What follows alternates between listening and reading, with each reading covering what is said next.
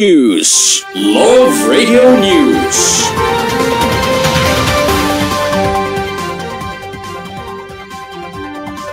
Mayong utong kini ang inyong Love Radio News noon segment. Kini inyong Uncle Boy. And Ariana Alibango.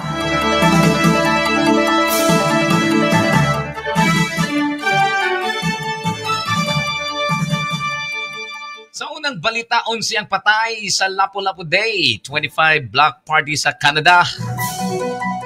Gisugda na ang investigasyon sa nitabong pagbangga sa usa ka sakyanan nato sa usa ka Pinoy Street Festival sa Vancouver, Canada.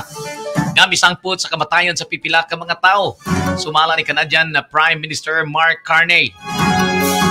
Sumalan sa Vancouver Police, ilahang nadakpa ng usa ka 30 anyos nga lalaki nga residente ra usab sa nasangpit nga lugar.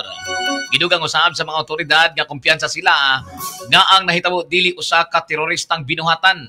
Samtang sumala sa mga saksi, una nga gigukod o gidakop sa mga tao nga nitambong sa festival ang sospitsado hangtod nga niabot ang kapulisan.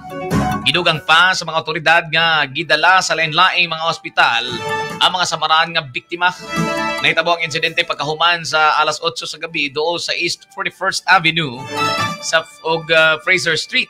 Diin gipahigayon ang Lapu-Lapu Day Block Party. Og sa dugang balita, gipataas ang bandila sa nasod sa China sa Sunday Cay, taliwala sa nagkataas nga tensyon sa West Philippine Sea. Gikataho sa Chinese state media nga ang China Coast Guard ni pataas sa ilhang bandila sa Sunday Cay o nailhan sa Pilipinas nga pag-asa K2 sa Spratly Islands og mideklarar og sovereign jurisdiction sa mga lugar. Sumala sa taho ang insidente na hitabo tunga-tunga sa Abril diin ang mga kawani sa China Coast Guard nagpahigayon usab og inspeksyon og pagpanglimpyo sa reef. Gikumpirmar sa Armed Forces of the Philippines na muluwat og opisyal nga pamahayag ang National Task Force for West Philippine Sea kalabot sa insidente. Ang Sunday Cay doon sa Pag-asa Island sa West Philippine Sea diin nakabase ang mga sundalong Pilipino og usa ka gamay nga komunidad. Sa dugang balita, peace talk, walay kondisyon hisgutan sa Russia.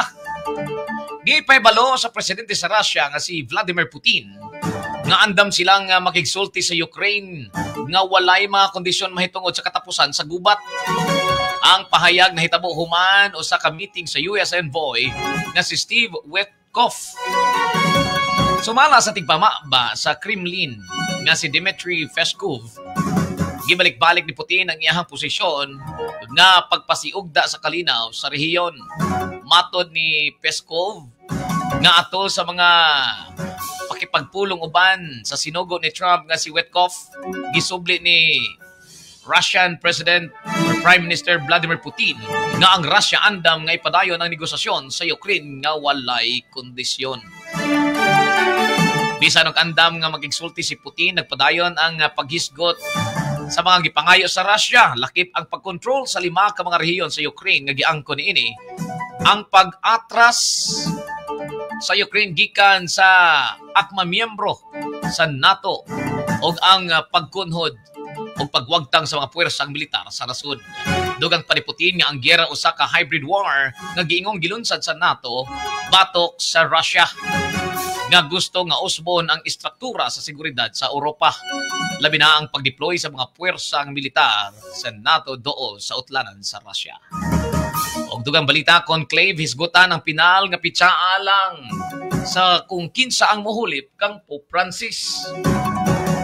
Karong alas 3 sa hapon, oras sa Pilipinas, alas 9 sa buntag, dito sa Vatican, ipahigayon ang kalimang panagtagbo sa mga cardinals aron nga hisgutan ang pinal nga pitsa sa conclave.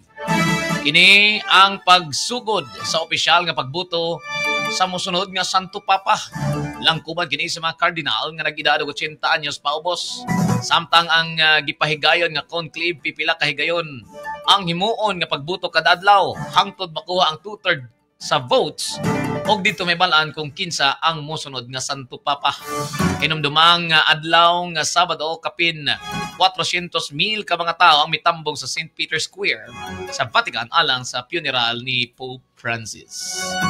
Dugang balita para sa Showbiz Update, Ariana. Salamat!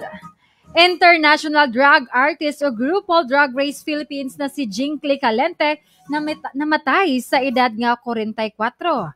Sa pahayag sa pamilya nga sikat nga Filipino drag queen, namatay siya Abril 27, 2025 sa alas 4:42 sa buntag sa US. Niadtong miaging adlaw gipahibalo usab sa iyang pamilya nga grabe ang sakit sa maong entertainer ug kinahanglan putlon ang usa sa iyang mga tiil. Naila si Jinky tungod sa iyang matinud-anon ug direkta nga estilo sa paghukom ug sa iyang madanihon nga mga catchphrase o estilo sa fashion.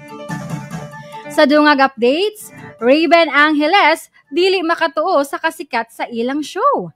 Hangtod karon giangko ni Raven Angeles nga dili gihapon sila makatuo sa kalampusan sa ilang seryeng sa Viva One nga ang One Mutya ng Section E. Giingon kanunay ang trending silang tulo ang co-stars nga sila Andres Mulak ug Ashlyn Olviga tungod niini. Busa sa Mayo 1 ug 2, aduna sila fan meeting sa New Frontier Theater, Quezon City. Sa dungag updates, Michael Sager mapasalamaton sa mga fans nga misuporta sa iyang PBB journey. Nagpasalamat si Michael sa iyang misuporta sa pagsalmot sa Pinoy Big Brother Celebrity Collab Edition. Kinihuman nahimo siyang pinakaulahing evictees sa sikat na balay ni Kuya. Ug mog kadto ang atong showbiz updates. Og mga gato atong nahipos nga mga balita din sa Love Radio News Noon segment. Kini yung tigbalita Romuel Marquez. And Ariana Alibango. Musunod na Dear Kuya Totoy and Lola Hubag. padayon ta sa atong mga sunata.